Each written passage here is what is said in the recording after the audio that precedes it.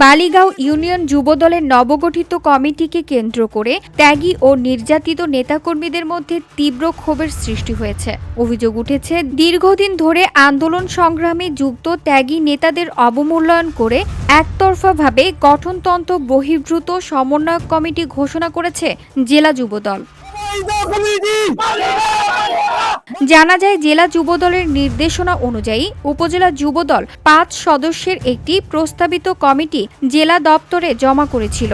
ওই প্রস্তাবে নূর হোসেন খানকে আহ্বায়ক এবং শফিকুর রহমান স্বপনকে সদস্য সচিব হিসেবে রাখা হয়েছিল, কিন্তু সেই প্রস্তাব উপেক্ষা করে জেলা যুবদল সমন্বয় কমিটি ঘোষণা করে।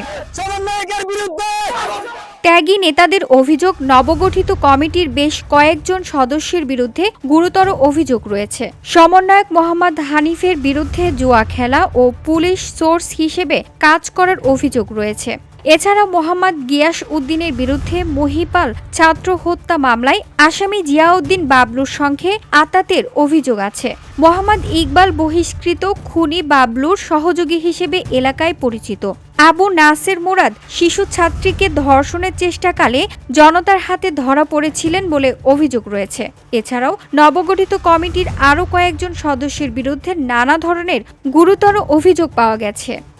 খান সাহেবকে বালিগাঁও ইউনিয়ন যুবদল আহ্বায়ক করে জেলা দপ্তরে ৫ সদস্য বিশিষ্ট একটি কমিটি জমা দেওয়া হয়, কিন্তু সেই কমিটি জেলা গ্রহণ না করে জেলা বালিগাঁওতে একটি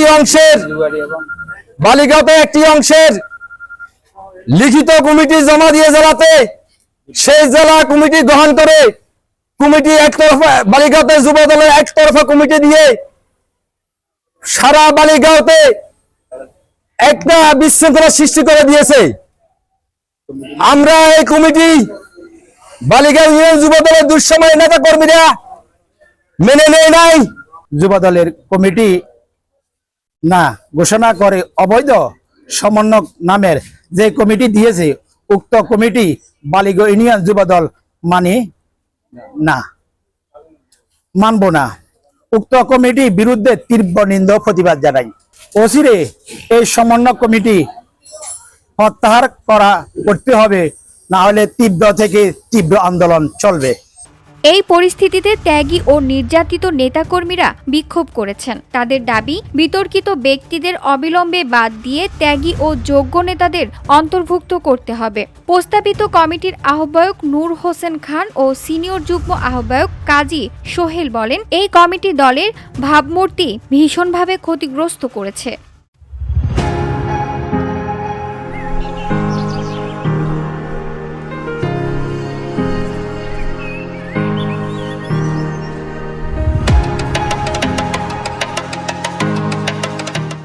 অন্যদিকে প্রস্তাবিত কমিটির সদস্য সচিব শফিকুর রহমান অভিযোগ করেন, গণতন্ত্র বিরোধীভাবে ৫ তারিখের পরের লোকজন এবং বিভিন্ন অভিযোগে অভিযুক্ত ব্যক্তিদের নিয়ে ঘোষিত সমন্বয় কমিটির অবিলম্বে প্রত্যাহার করতে হবে। ত্যাগী নেতাদের যথাযথ মূল্যায়ন করতে হবে। VOD Bangla news desk.